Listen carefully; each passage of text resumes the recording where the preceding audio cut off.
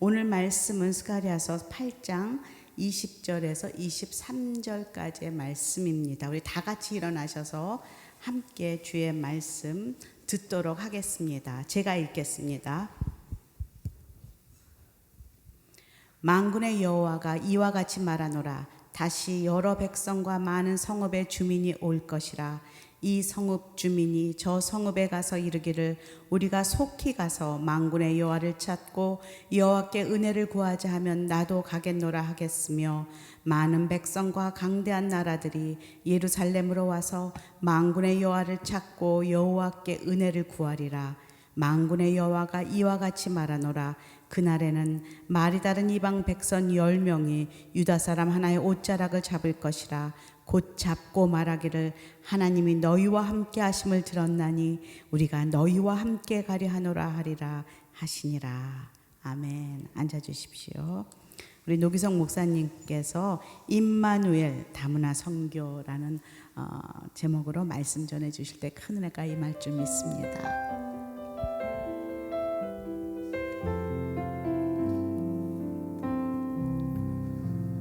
할렐루야. 네, 우리 잠시 기도하고 하나님의 말씀을 함께 나누기 원합니다. 하나님 감사합니다. 이 시간 주의 행하심과 주의 역사만을 고백하길 원합니다. 임마누엘의 주님 홀로 영광 받아 주옵소서.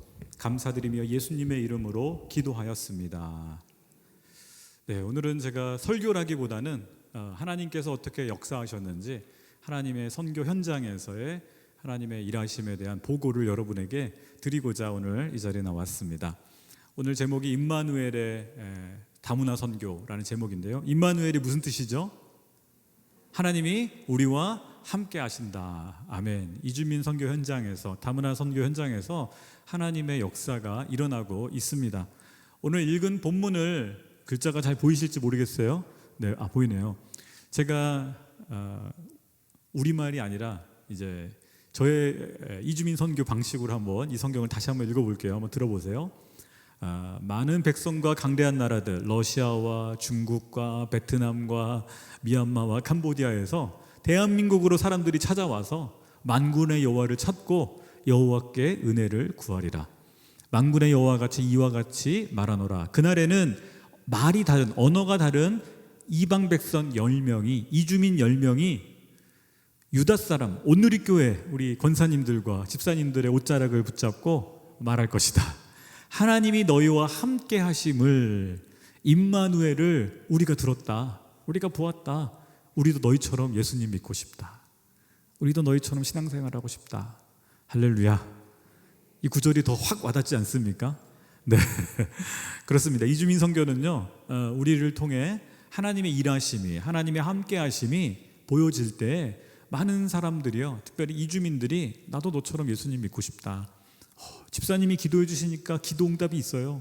권사님이 기도해 주시니까 하나님이 살아계신 것 같아요 라고 이주민들이 고백하고 함께 신앙생활을 하는 것이 이주민 선교의 핵심입니다.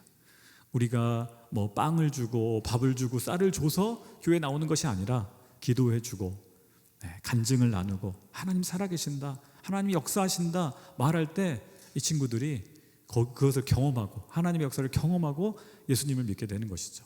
최근에는 저희가 미얀마를 위해서 같이 기도하고 온 교회적으로 유튜브로 여러분이 9시마다 또 보실 텐데요. 함께 기도해 주시길 부탁드립니다. 저희 M센터에서도 한 2주 동안 릴레이 금식을 이주민들과 함께 했습니다. 그리고 십시일반 헌금을 모았어요. 베트남 친구들이 헌금을 모으고, 러시아 친구들이 헌금을 모으고, 캄보디아 친구들이 헌금을 모아서 거의 1,100만 원이 모였습니다. 할렐루야.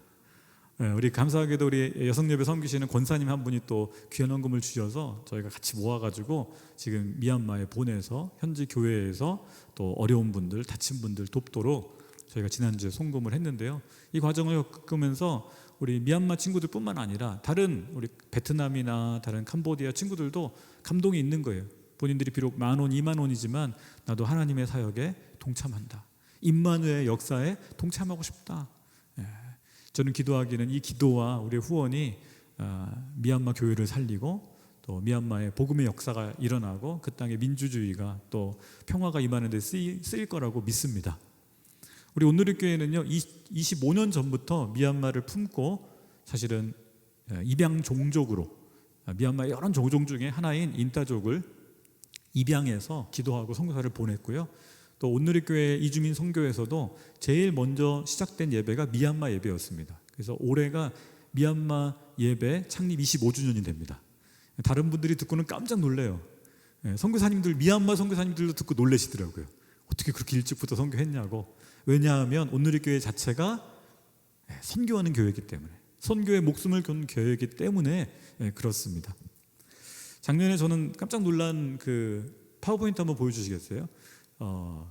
사건을 경험했는데요. 작년 1월 달에 호주에 있는 호주 멜버른 교회에 목사님 한 분이 저한테 연락을 주셨어요. 리안 목사님이라는 분인데 이분이 미얀마 분이세요. 호주에 있는 멜버른이라는 도시에서 미얀마 성도들 1000명과 함께 교회를 섬기고 계시는 담임 목사님이세요.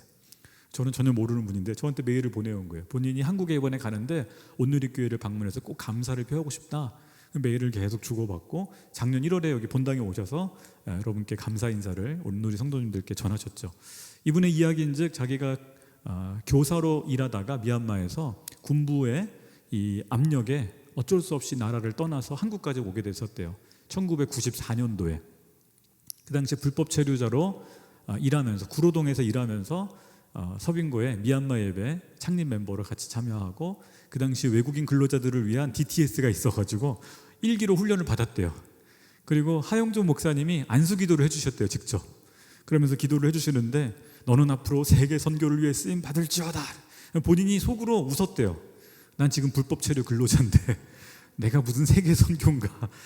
그때는 이해가 안 됐대요. 그렇게 기도를 받으면서도.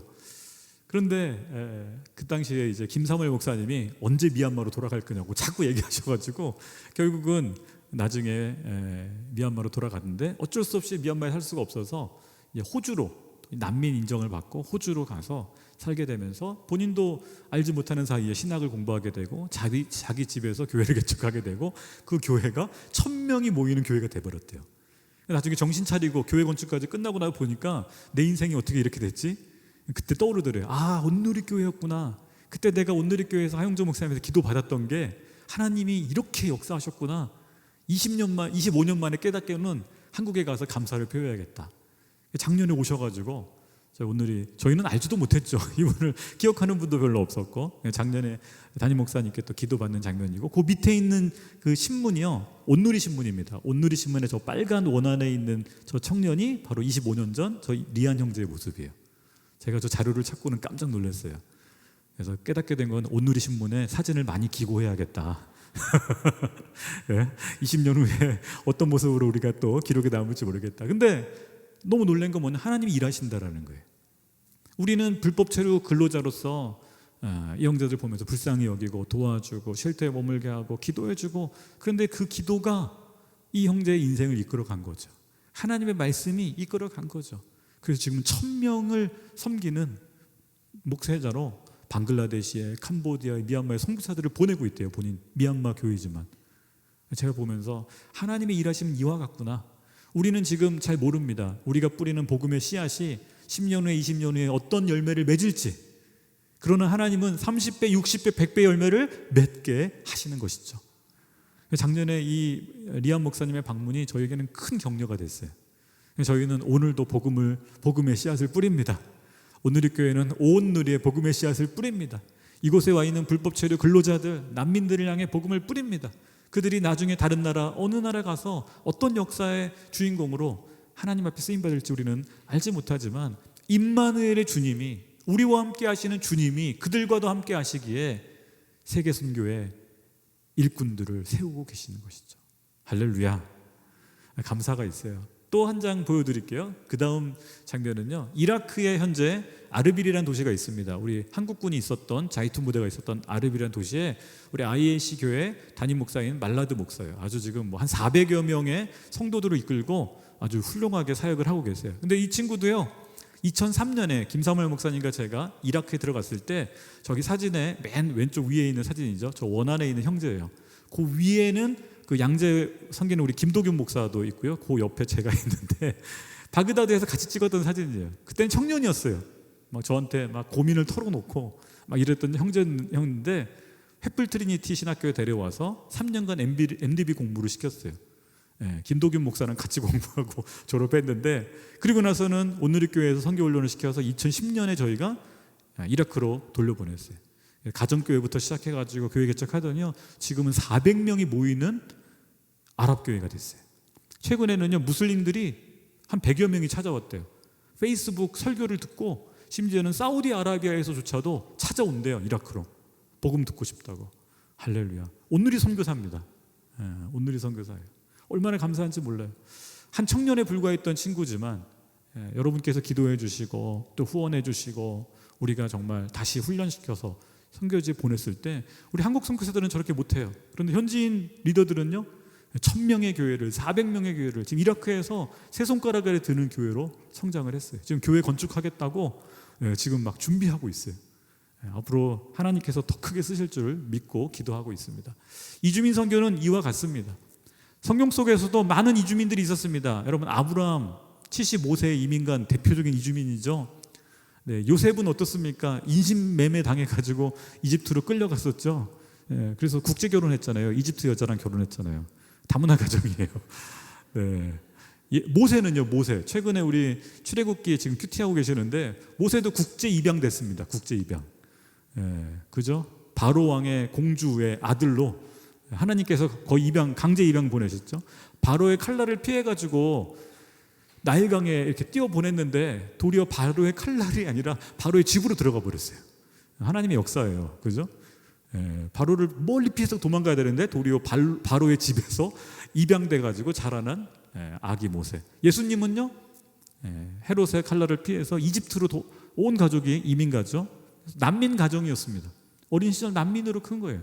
우리가 알고 있는 성경의 많은 인물들이요, 난민으로, 다문화 가정으로. 사실 모세도 다문화 가정이에요, 여러분. 모세 히브리 여자랑 결혼 안 했어요. 그죠? 국제 결혼했죠. 십보라. 그죠? 국제 결혼했어요. 흥미롭습니다. 성경을 이주민 선교 또는 다문화 선교의 관점에 보면은요, 이야기할 거리가 상당히 많아요. 그래서 이주민은 하나님께서 관심이 있으세요. 여호와는 나그네의 보호자가 되시며 열방의 하나님이 되신다. 하나님께서 말씀하십니다. 너희는 나그네를 사랑하라.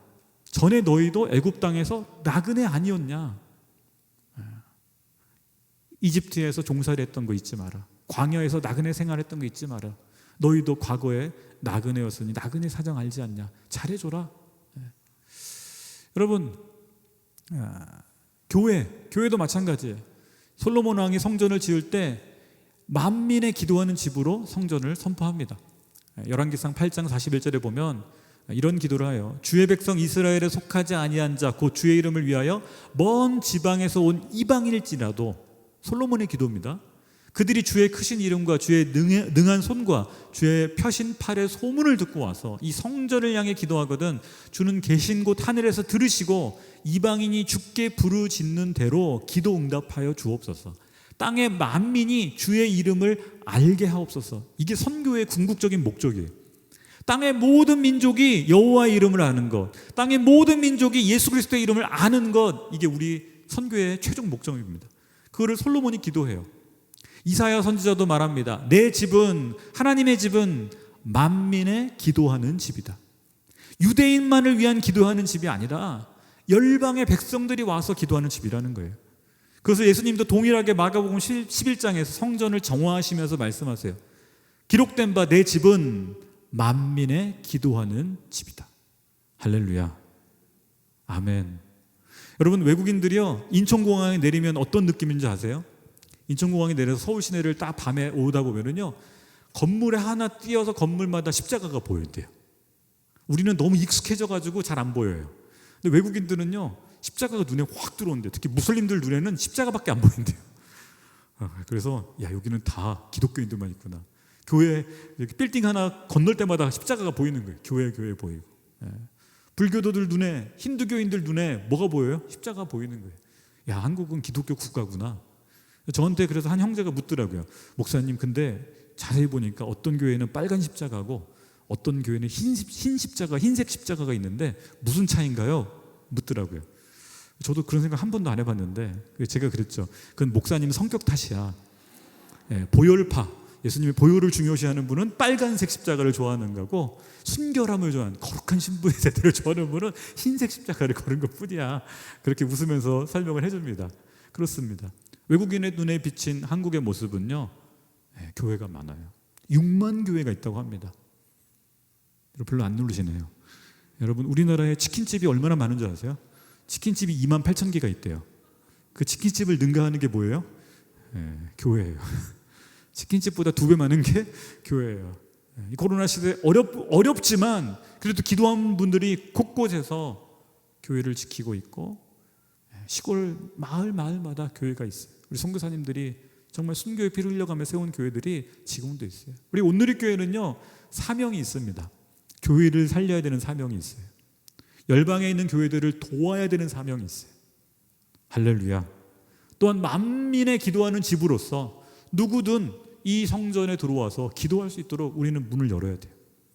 한국인만 와서 기도하는 교회가 아니라, 온누리교회 이름, 저는 온누리교회 이름 너무 좋아요. 초기에 우리 하 목사님과 우리 12가정의 성도들이 교회 이름을 너무 잘 지은 것 같아요. 온누리 한인교회가 아니고 온누리교회인 거예요. 온 열방의 사람들이 와서, 그래서 감사한 거는요, 온누리교회가 개척하고 3년 만에 영어 예배를 시작해요. 그거 아세요? 온누리교회 역사를 보시면 85년도에 교회를 개척했는데 88년도에 우리나라 역사적 사건이 벌어지죠. 무슨 일이 벌어집니까? 올림픽을 하잖아요. 그러니까 하용조 목사님이 올림픽을 하는데 세계 사람들이 올 거다. 그러면 영어 예배 드려야 되지 않겠냐. 그래서 88년도에 영어 예배를 시작해요. 그리고 조금 있다가 보니까 이천동에 일본 분들이 많이 사는 걸 알게 됐어요. 야, 우리 동네 일본 분들이 많이 산다. 어떻게 하겠냐. 뭐예요? 일본어 예배를 시작하는 거예요. 엊그저께 일본어 예배 30주년 예배 드렸잖아요. 그리고 한중 수교를 딱 맺은 걸 보시더니 뭐예요? 야, 이제 중국 사람들이 많이 올 거야. 그럼 뭐 해야 돼요? 중국어 예배를 딱 시작하시는 거예요. 그리고 93년도에 외국인 산업연수생 제도가 생기면서 외국인 근로자들이 조금씩 오기 시작했어요. 그래서 우리 집사님들이 구로동, 성수동 다니시면서 전도하다가 또 자기 공장에 오는 외국인 친구들이 예배 드릴 수 있게 해야겠다. 그래서 95년도 그때 네팔 예배, 미얀마 예배를 시작을 해요.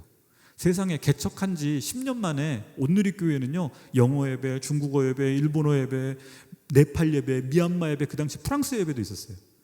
개척한 지 10년 된 교회가, 그 당시에는 온누리교회가 그렇게 큰 대형 교회는 아니었습니다.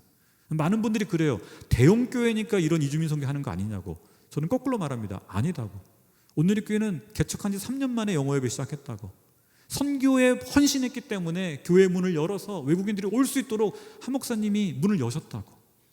그래서 우리가 이렇게 선교 보내기도 하지만, 보내는 선교도 하지만 맞이하는 선교, 오는 분들에게 복음을 전하기 위해서 우리 교회에서 예배 드릴 수 있도록 허락해주고. 여러분, 미얀마 예배가 25주년이 됐다라는 것은 여러분 한국 교회에 전례가 없는 일이에요. 어느 교회도 그런 교회가 없어요. 여러분, 자부심을 가질 필요가 있어요. 그리고 하나님이 이 예배들을 사용하고 있다는 거예요. 이곳에 와 있는 친구들이 아브라함이 되어서 자기 나라로 돌아가요.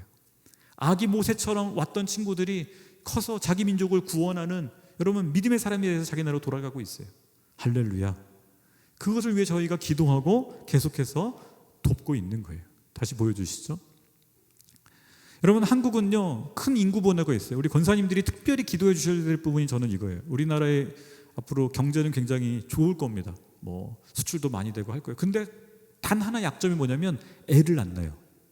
애를 낳나요. 우리 과거에 우리 정권에서 옛날에 둘만 낳아 잘 기르자, 둘도 많다 하나만 낳아 잘 기르자, 우리가 너무 이 잘못된 정책에 순종을 하다 보니까 너무 애를 안 낳았어요. 안타깝게도 1968년생 104만 명 태어났습니다. 우리나라에서. 여기 혹시 68년생들이 있으신지 모르겠어요. 네. 단군 이래로 가장 많은 아이가 태어났던 한 해고요. 아마 그때 김성묵 장로님이 아버지 학교는 안 했지만 부부관계가 좋았던지 아니면 대규모 정전 사태가 벌어졌던지 하여간 67년도에 임신들을 많이 하셔가지고 68년도에 애들이 많이 태어났어요. 그런데 안타깝게도 둘만 낳아 잘 기르자 쭉 하면서 어떻게 돼요? 1998년도에 63만 명, 60만 명대로 줄어듭니다. 네. 낙태 영향도 있어요. 쭉 들어서요, 작년에 27만 명 태어났습니다. 이게 느껴지십니까? 너무 심각해요. 외국인들은요, 98년도 IMF 이후로 우리나라가 외국인들을 많이 오게 만들었어요. 여러분 그들이 온 게 아니고요. 우리가 오라고 한 겁니다. 우리 인력이 필요해서. 지금 252만까지 했다가 코로나 사태가 터지면서 한 50만 명 줄어들었어요. 못 들어와요 지금 많이. 유학생들도 많이 못 들어오고 2주 격리를 해야 되니까 못 들어와요. 그래서 지금 현재 200만 명 정도의 외국인이 한국에 체류하고 있어요. 근데요 앞으로는 외국인들이 더 많이 올 겁니다. 왜요? 유학생으로 이제는 단순 노동자가 아니라 고급 엔지니어로 요즘 저희 러시아 형제들은요 설계하는 사람들이 와요. 왜? 우리가 그런 일들을 점점 하는 젊은이들이 부족해서. 우리나라의 위기는요 외국인 근로자의 위기가 아니고 우리 출생아의 문제가 더 커요. 그래서 여러분들이 자녀들을 많이 격려해 주세요. 많이 격려해 주세요. 많이 축복해 주세요.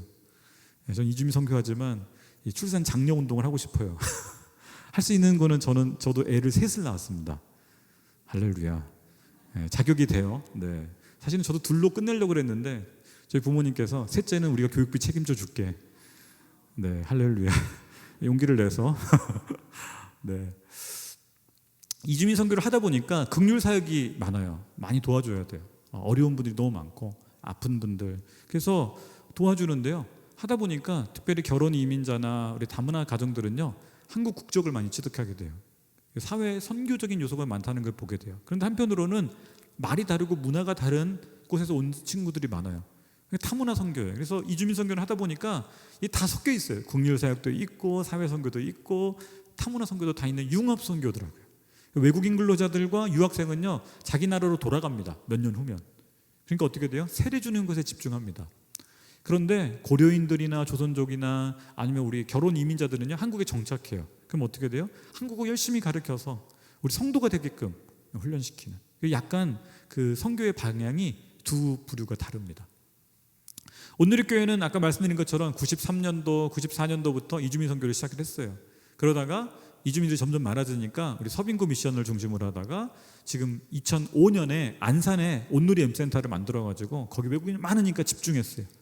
지금은요 김포에, 평택에, 남양주에, 화성에 M센터들이 생겨났어요. 그래서 어떻게 해요? 이주민 속에 들어가서 그들이 올 수 있는, 서빙고까지 오게 하는 것이 아니라 그들 근처에서 모일 수 있도록 하고 있어요. 코로나가 터져가지고 지금은 많이 주춤하고 어려운 가운데 있습니다. 그러나 저희가 새로운 전략들을 많이 고민하고 있어요. 제가 살펴보니까 온누리교회 이주민 선교 25년 동안 온누리교회에 등록했고 또 같이 예배드렸던 외국인이요 10,000명이 넘어요. 어마어마한 숫자더라고요. 저희에게 복음을 듣고 신앙생활을 예배를 드리다가 간 친구들이 10,000명이 넘어요. 외국인들이. 그 중에서 세례받은 정확한 이름까지 다 갖고 있어요. 저희가 29개국 700명의 명단을 갖고 있습니다. 딱 보니까 7% 세례받았더라고요. 너무 세례를 조금 준 거 아닌가? 고민했는데요. 봤더니 이 친구들이 세례받으면 자기 이슬람권으로 돌아가면 죽는다는 거예요. 세례를 못 받겠다고. 힌두교권 돌아가면 재산 다 뺏긴다는 거예요. 그런 얘기를 해요. 아버님 돌아가시면 세례 받을게요. 그래요. 근데 놀라운 거는요. 세례는 여기서 못 받고 안 받고 갔어도 원래는 자기가 기독교인들을 엄청 핍박했던 사람인데 한국에서 온누리교회 신앙생활하는 동안 생각이 바뀌었대요. 기독교인들 좋은 사람이구나. 돌아가서는 자기 고향에 있는 기독교인들 핍박 안 한대요. 그리고 그 중에는요 돌아가서 세례받은 친구들도 많아요. 그래서 제가 이 사회 계속해야겠다. 그리고 약 30명 정도가 저희 선교 훈련을 받고 선교사로, 온누리 선교사로 역파송됐습니다. 근데 한국도 한국교회 1,000만 성도 중에 선교사가 3만 명 파송했어요. 0.3%. 근데 저희도 온누리 미션도 10,000명 외국인 중에서 30명 했으니까 똑같은 비율로 선교사를 파송했더라고요. 근데 앞으로는 더 힘을 내서 외국인 친구들에게 선교 훈련시켜서 선교사로 역파송해야겠다라는 생각을 다시 갖게 되었습니다. 안산에 이런 센터가 있고요. 저기 왼쪽에 있는 게 안산 저희 온누리 M센터고요. 또 평택에, 화성에 이런 또 센터들이 있습니다. 현재 저희가 5개 지역 센터가 있고요. 15개 언어가 있습니다. 러시아어 예배, 중국어, 캄보디아, 미얀마, 아랍어 예배, 페르시아 예배. 그래서 전 세계에서 자부심을 가질 필요가 있습니다. 전 세계에서 한 교회가 가장 많은 언어로 예배드리는 교회가 어느 교회다? 온누리 교회예요. 온누리 교회는요 한국어 플러스 20개 외국어 예배가 온누리 교회 안에 있어요. 참고로 여의도 순복음교회가 8개 외국어 예배가 있습니다. 부산 수영로 예배도, 부산 수영로 교회도 8개인가 9개 있어요. 온누리 교회는요 20개 외국어 예배가 있어요. 전 세계 이런 교회는 예루살렘 이후로 예루살렘 교회 이후로 저희밖에 없어요. 예루살렘 교회가 여러분 성령이 임하셔가지고 마가의 다락방이 이렇게 성령이 임한 사건 기억나시죠? 그때 사람들이 방언이 터질 때 언어가 15개 언어였어요. 근데 저희는요, 넘어섰습니다. 20개 외국어를 예배를 갖고 있는 진짜 이름처럼 온누리교회로. 그래서 지금 온누리교회는요, 한국인 12가정으로 시작한 교회지만 코리안 미션 처치, 한국인 선교 교회였다면 지금은 온누리교회는요 20개 언어가 예배를 드리는 다문화, 다언어, 다민족의 교회로 온누리교회 자체가 바뀌어가고 있어요. 세계 교회를 품을 수 있는 교회가 됐어요. 온누리교회는 하나님이 이렇게 사용하고 계시는 거예요. 무엇을 위해서요? 땅끝까지 복음을 전하게 하시려고. 땅끝의 사람들이 이곳에 와서 복음을 듣고 자기 나라에 돌아가서 교회를 세우는 거예요. 또 다른 나라에 가서 또 교회를 세우는 거예요. 그 열매들이 계속 나타나고 있어요. 요거는 설명을 좀 드릴 필요가 있는데요. 3년 전에 우리 과천의원 공동체 여기 계실지 모르겠어요. 경기 A로 통합됐다가 지금 이제 통합된 걸로 알고 있는데 과천의원 공동체 집사님이 찾아오셨어요.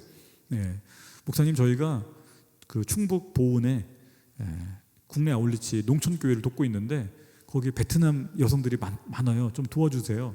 집사님이 찾아오셔서 같이 찾아갔어요. 알고 봤더니 과천의원 공동체가 충북 보은 거기 이제 그 마을 회남교회라는 교회를 3년을 섬겼는데 아시다시피 농촌교회 3년 섬기면 더 이상 할 일이 없대요. 화장실도 다 고쳤어. 전등도 다 LED로 바꿔드렸어. 쌩쌩해요. 3년 동안. 또 영정사진 찍어드렸는데 다 살아계세요. 아직도. 또 찍어드리기 좀 미안하잖아요. 그죠? 비닐하우스 다 고쳐드렸더니 이제 뭐 너무 쌩쌩해. 그러니까 3년쯤 하니까 좀 이제 그만해야겠다 이렇게 했는데 회남교회 목사님이 굉장히 지혜로우신 분이세요. 눈치를 딱 보고 끊어질 것 같으니까 어떻게 돼요? 온누리교회 잡아야겠다. 그래서 숙제를 하나 또 만드신 거예요. 그래서 우리 마을에 베트남 며느리들이 한 20명 있는데 내가 베트남 말을 못해서 전도를 못합니다. 도와주세요. 또 우리 온누리교회 성도님들은 이게 도전 정신이 있으셔가지고 이런 딱 도전을 받으면 이걸 어떻게 해결하지? 그 M센터를 찾아오신 거예요. 집사님하고 고민하는 끝에 우리 같이 갑시다. 그래서 과천의원 공동체 성도님들하고 저희 M센터 식구들하고 같이 그 회남교회를 갔어요. 그래서 우리 한국 집사님들은 그 삼겹살 구우면서 준비하고 우리 베트남 우리 목사님하고 베트남 성도들은 집집마다 두드려가지고 그 베트남 엄마들 만나고 교회 오시라고. 그래서 한 10가정이 온 거예요, 교회. 남자분들은 우리 집사님들이 삼겹살 구워 드시면서 막걸리는 못 들으니까 콜라 드리면서 전도하고, 부인들은 우리 베트남 성도들이 전도하고, 이 교회에 베트남 가정이 10가정이 등록을 하게 된 거예요. 그러니까 어르신들만 한 30명 모였던 교회인데 갑자기 10가정이 등록하니까 40명이 등록을 했대요. 왜냐하면 남편은 부인 따라서 올 수밖에 없고 부인 오니까 애들 2명씩.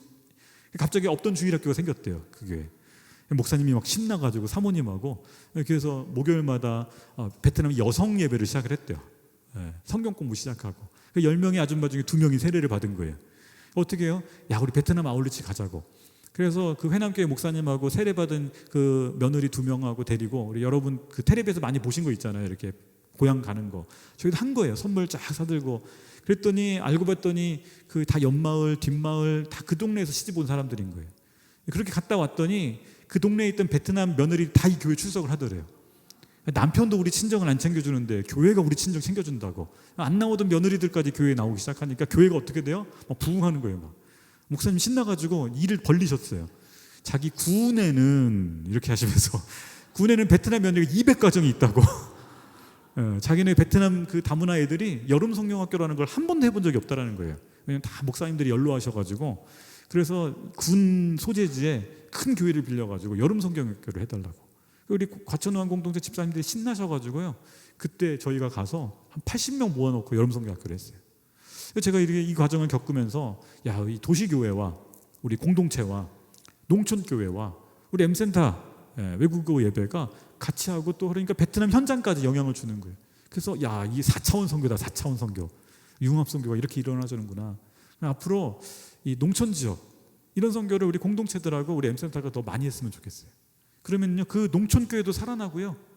그다음 심지어는 그분들의 고향까지 영향을 주더라고요. 할렐루야. 최근에 그 우리 회남교회 또 베트남 며느리들이요 몇 분 더 세례를 받으셨어요. 너무 감사해요. 이런 선교가 계속 진행되고 있어요. 우리 공동체들도요, 우리 횃불 트리니티에 와 있는 외국인 신학생들 보통 3년 공부하거든요. 3년 동안 입양을 해주시는 거예요. 우리 영등포 구로 공동체에서 이라크 신학생들 입양을 해주셔가지고 3년 동안 종강 예배, 개강 예배 때마다 불러다가 먹이고 용돈, 책값이라고 이렇게 10만 원씩 찔러주고 기도해주고 3년을 그렇게 했더니 이 친구들이 너무 막 고맙다고, 감사하다고. 어려운 선교가 아니에요. 우리 저기 어디죠? 송파 공동체는 꼭 그 축구 시합 뭐 이렇게 체육대회 하면은 저희를 불러주세요. 같이 집사님들하고 축구도 하고 야외 예배도 같이 드리고. 어려운 선교가 아니에요. 선교하면 뭐 거창하게 막 하는데요. 그게 아니고 같이 노는 거예요. 같이 밥 먹고. 요즘 우리 SNS 청년부들 지체들도요, 저희 M센터의 외국인들하고 같이 대부도 가서 조개 구워 먹기. 이게 선교인 거예요. 선교 참 쉽죠.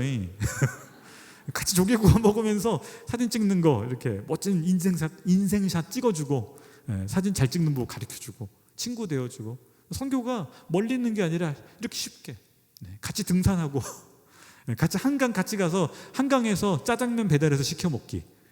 외국인들은 그거 되게 하고 싶어 하는데 한국말이 짧으니까 주문을 잘 못해요. 그러니까 우리가 같이 너 짜장면 시켜봤어? 그러면서 한강에서 시켜주는 이 친구들이 너무 그거 좋아하는 거예요. 선교를 이렇게 합니다. 제가 놀면서. 죄송합니다. 선교를 좀 어렵게 해야 되는데 이주민들하고 이렇게 놀면서 선교하는데요, 효과가 있어요. 그래서 저희가 또 요즘은 이제 다문화 아이들이 점점 많아지고 있어요. 그래서 다문화 아이들을 돕기 위해서 안산에는 온누리 지화가정센터, 그다음 화성에는 레인보우 스쿨, 우리 감사하게도 여성가족부에서 지원을 해주셔가지고 화성에는 중도 입국한 청소년들이 되게 많아요. 중앙아시아, 특히 우즈베키스탄에서 온 아이들이 한국말 못해요. 이 아이들에게 한국어를 방과 후에 가르쳐주는 거예요. 특별히 숙제를 해야 되는데 엄마들이 한국어를 못하시니까 숙제를 못 봐줘요. 저희가 대신 숙제를 봐주는 거죠. 야, 이거 이렇게 쓰는 거야. 그러면서 지금 이렇게 가르치고 있어요. 김포 평택에도 온누리 글로벌 아카데미라는 이름으로 제가 다문화 아직 대안학교까지는 안 됐고요. 대안교실로, 방과후 교실로 하고 있어요. 앞으로 커지면 대안학교도 꿈꾸고 있어요. 평택에, 아니 남양주는 토부 아카데미라고 이런 이름으로 다문화 아이들이 지금 공부를 하고 있어요. 코로나 딱 터지니까요, 아이들이 집에서 공부를 못 하는 거예요. 왜요? 집에 와이파이가 안 터져요.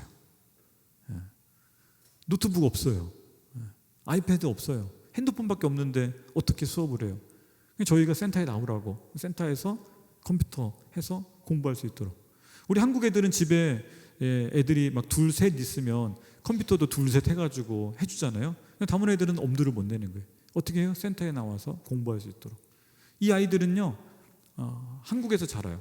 심지어는 한국에 태어난 애들도 있어요. 태어난 애들도. 국적은 아직 우즈베키스탄 다른 나라지만 자기 나라 말을 다 잊어먹고 한국으로 커요. 그리고 나중에 한국 사람 될 거예요, 여러분. 이들을 국제적인 리더로 키워가는 게 우리 숙제예요.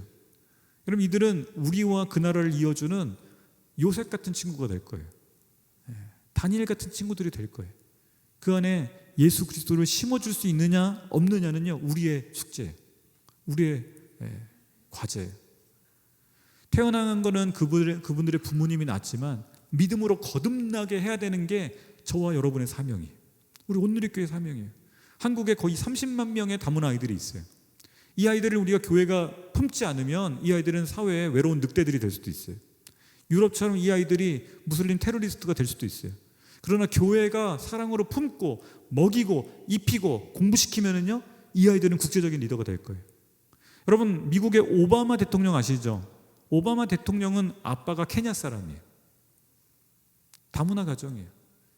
근데 미국 교회가, 미국 크리스찬들이 도왔어요. 어떻게 돼요? 대통령이 나오잖아요. 여러분, 스티브 잡스라는 사람 아시죠? 애플폰 만드는 사람. 애플 돌아가셨지만 스티브 잡스는요, 아버지가, 친아버지가 시리아 사람이었어요. 그러나 미국이라는 나라에서 컸기 때문에 그는 테러리스트가 아니라 세계적인 기업가가 됐죠. 저는 대한민국의 숙제는 이거라고 생각해요. 대한민국은요, 많은 나라를 품어야 돼요. 아시아에서 온 사람들을 품어야 돼요. 왜요? 우리도 가난해 봤거든요. 우리도 전쟁을 경험해 봤거든요. 우리도 배고파 봤거든요. 그래서 배고픈 사람들을 도와야 돼요. 저희 아버님이 그런 얘기 하세요. 저희 아버님은 6.25 전에 태어나셔서 6.25 때 너무 배고프셨대요. 집이 가난하니까, 저희 집은 다 유교 집안이었는데 미국에서 온 구호물자가 교회로 왔대요. 교회에서 옥수수가루, 분유가루, 옷 나눠줬대요.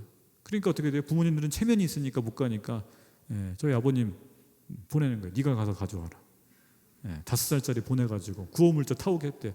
그러면서 교회를 다니셔가지고 나중에 목사님이 되셨어요. 할렐루야. 우리가 이제는 은혜를 갚아야 돼요. 여러분 여기 다 어르신들이 이렇게 많으신데 그러지 않았습니까? 60년대 70년대 우리가 독일 광부로 가서 돈 벌어 왔어요. 독일에 간호사로 가서 돈 벌어 왔어요. 우리가 사우디에 가서 돈 벌어 왔어요. 지금 한국에 와 있는 외국인 근로자들이 바로 그런 분들이에요. 그분들이 복음을 들으면 그 고향에 있는 가족들이 변화가 되는 거예요. 대한민국의 축복을 받은 것처럼. 여러분 우리는 저는 이제 이주민 선교를 해보면서 이런 생각을 들어요. 은혜를 갚는 선교다. 여러분 6.25 때 필리핀이 우리에게 군대를 보내줬었어요. 태국이 우리에게 군대를 보내줬고요. 이디오피아가 군대를 보내줬고 심지어는 인도가 우리에게 의료팀을 보내줬었고요. 미얀마가 우리한테 돈을 보내줬었어요. 6.25 때 5만 불을 보냈더라고요. 미얀마가. 그 당시 5만 불은요 지금 5만 불과는 차원이 다른 5만 불이에요. 동남아 국가들이요 6.25는 한국을 돕겠다고 돈을 보내고 의료팀을 보내고 군대를 보냈었어요. 지금 우리가 좀 잘 살게 됐다고 필리핀 사람들 무시해요. 좀 잘 살게 됐다고 태국 사람들 무시해요. 무시해서는 안 돼요. 은혜를 갚아야 돼요. 우리가 어려웠을 때 우리를 도왔던 나라들이에요. 저는 이주민 선교를 하면서 도리어 지금 이 선교는 은혜를 갚는 선교다. 또 한 가지는요 죄를 씻는 선교라는 생각을 갖고 있습니다. 무슨 죄를 씻어야 되나? 베트남 전쟁 때 우리나라가 베트남 가서 못된 짓 많이 했어요. 라이따이안이라는 아이들이 있습니다. 라이따이안 들어보셨나요? 우리 한국 남자들이 가서 씨를 많이 뿌려가지고 베트남 여자들하고 애를 낳은 애들이 수천 명이에요. 그 아이들이요 차별받으면서 적국의 아이라고 무시당하면서 그 땅에서 컸어요. 아버지 없이. 그 죄를 누가 갚을 건가? 그 여인들의 눈물, 그 아이들의 한 맺힌 나의 아버지는 한국 사람이라는데 그 죄는 누가 갚을 건가? 베트남에 가면은요 한국 증오비가 있다고 합니다. 들어보셨나요? 우리는 위안부 사건을 가리키면서 일본을 향해서 사죄하라고 외치지만 베트남 사람들은요 자기 마을에 한국군이 한 행위를 잊지 말자 증오비를 세워놨어요. 그들의 한 맺힘을 누가 풀어줄 건가? 우리 정부가요 못 풉니다. 한국 교회가 풀어줘야 됩니다. 싸매어주고 사과하고 용서를 구하고. 여러분 필리핀에 가면 코피노들이 있어요. 코피노, 코리아 필리피노. 한국 유학생들이 가서 애를 많이 낳아버렸어요. 그리고 책임지지 않고 무책임하게 버려두고 왔어요. 낙태하라고 돈 주고 왔대요. 근데 그 필리핀 여성들은 그 돈을 가지고 애를 낳고 키웠어요. 수천 명이 있어요. 코피노들. 그 죄값은 누가 치를 건가? 저는 느헤미야의 기도가 우리의 기도가 된다고 생각합니다. 나와 나의 아비집이 범죄함으로 회개해야 돼요. 우리가 회개해야 돼요. 사실 이 이야기를 여기 여성분들에게 할 얘기는 아닌 것 같아요. 사실 장로사관학교나 우리 아버지 학교 가서 해야 되는데 죄송합니다. 그러나 부부는 한 몸이잖아요, 그렇죠? 우리 남자와 여자 우리의 죄예요. 우리 대한민국의 죄예요. 저는 이주민 선교하면서 은혜를 갚는 선교고 죄를 회개하는 선교라는 마음으로 오늘도 이 선교를 감당합니다. 근데 감사하게도 정말 많은 집사님들, 권사님들이 도와주세요. 쌀을 도와주시고 의약품을 보내주시고 와서 한글을 가르쳐주시고 눈물로 기도해주시고 중보해주시고 매달 피자 사들고 와서 또 치킨 사들고 와서 애들 먹여주시고 너무 감사해요. 저 혼자 하는 게 아니에요. 많은 선교사들이 같이 하고 있어요. 많은 집사님들이 함께 섬겨주고 계세요. 그래서 은혜를 갖고 있고 나아가서 심지어는 지금 미얀마를 위해서 우리가 또 보내고 돕고 하고 있어요. 하나님께서 우리의 작은 이 눈물과 섬김을 사용하시는 것을 저는 곳곳에서 들어요. 25년 전에 뿌렸던 씨앗이 30배 60배 맺는 열매를 보면서 지금 눈물로 씨를 뿌리면 내 다음에 10년 후에 어떤 분이 또 열매를 맺겠구나. 씨 뿌리는 자와 물 주는 자와 거두는 자가 각각 있고 각각 은혜를 누리고, 그래서 지금 저는 추수하기도 하면서 한편으로는 씨를 또 뿌리고 있어요. 저와 여러분이 같이 기도해 주시기를 원하고 우리 온누리교회가 이 사역을, 이 하나님의 선교를 멈추지 않기를 기도합니다. 아멘. 몇 장 좀 남아서 더 보여드릴게요. 평생교육원이라는 걸 이렇게 해서 한국어도 가르치고요. 네. 협동조합도 만들었어요. 이주민들과 함께. 그래서 지금 인도네시아 친구들이 같이 커피도 만들고요. 최근에는 이란 자매인데, 이란 자매가 이제 서울대에 왔다가 공부하다가 복음을 듣고 이제 우리 온누리교회 나왔는데 룸메이트가 이란 대사관에다 신고를 해버렸어요. 그래서 이 자매가 이란 대사관으로부터 협박을 받았어요. 간호사였던 자매인데 이란으로 못 돌아가고 어쩔 수 없이 난민 신청을 했어요. 고시원에서 지내면서 우리 서빙고 페르시아협에 계속 출석했는데 더 어떻게 지낼 수가 없어가지고 저희가 안산으로 데려왔어요. 저희 권사님 한 분이 방을 하나 내주셔가지고 참 우리 권사님들이 훌륭하세요.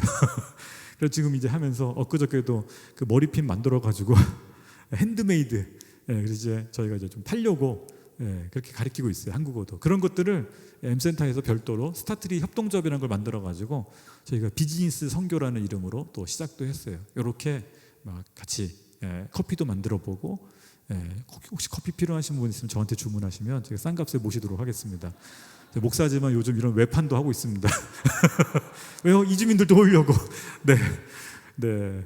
그런데 저희가 과거에는요 이렇게 수백 명 모여가지고 집회도 했었는데 코로나 터지니까 집회를 못 해요.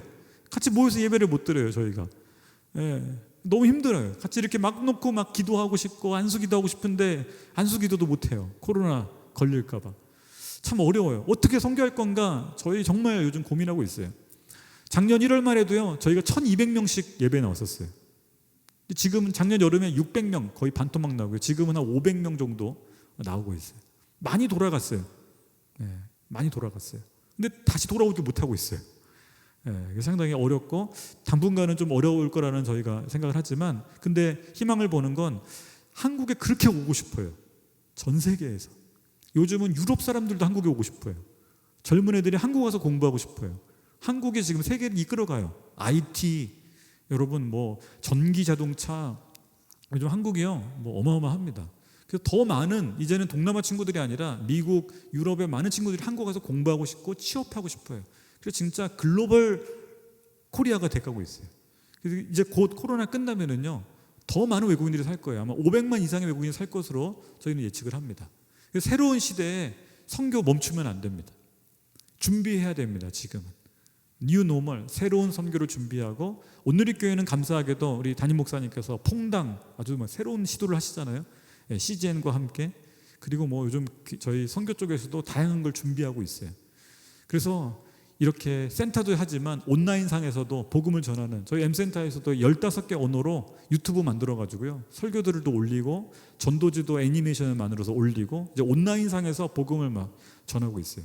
흥미로운 건 저희가 페이스북 전도도 하는데요, 저희 아랍팀하고 같이 페이스북 예수님 영화 애니메이션 이런 거 만들어가지고 안산 지역의 아랍어 사용자들 막 전도해보고, 이집트에도 막 전도 이렇게 방송 광고를 보내니까 반응들이 오더라고요. 그래서 페이스북으로 서로 대화도 나누고 복음도 전하고, 아니 여기 있는데 카이로에 있는 사람하고 메신저로 대화하면서, 그리고 이라크에도 에르빌 아까 그 교회에 있는 곳에도요 이렇게 복음 광고를 해봤어요. 복음 광고를 페이스북으로 하는데 25,000원밖에 안 들더라고요. 할렐루야. 저비용 고효율. 그래서 저희가 한 10만 원 썼는데 한 8번 했더니요 수천 명한테 복음을 전했어요. 그리고 반응 오는 사람들한테 예수님 전하고, 그 몇 명을요 그 아까 이라크에 있는 우리 말라드 목사한테 연결시켜줘가지고 그 교회 나오게 만들어줬어요. 그래서 요즘은요 인터넷으로 복음을 전할 수 있는 일들이 점점 많아지는 거예요. 새로운 거 시도해보자. 온누리교회는 항상 창의적으로 새로운 선교를 우리가 시도하지 않았냐. 멈추지 않습니다. 복음은 멈추지 않고 선교는 멈추지 않습니다. 여러분 계속해서 기도해 주십시오. 감사하게도 우리 온누리 선교사님들이요 저뿐만 아니라 함께하는 많은 선교사님들이요 계속해서 복음 전하고 있고요, 공장을 찾아가고 있고요, 움직이는 교회로서, 온라인 교회로서, 성령 삼위일체가 함께 하시는 교회로서, 임마누엘의 교회로서 오늘도 복음을 전하고 있습니다. 이 선교에 여러분의 기도가 최고의 힘이 됩니다. 계속해서 우리 권사님들, 집사님들 기도해 주시고, 어머니의 기도가 세계를 움직인다는 사실 아시죠? 우리 선교사님들을 자식이라고 생각해 주시고 기도해 주시기를 부탁드리겠습니다.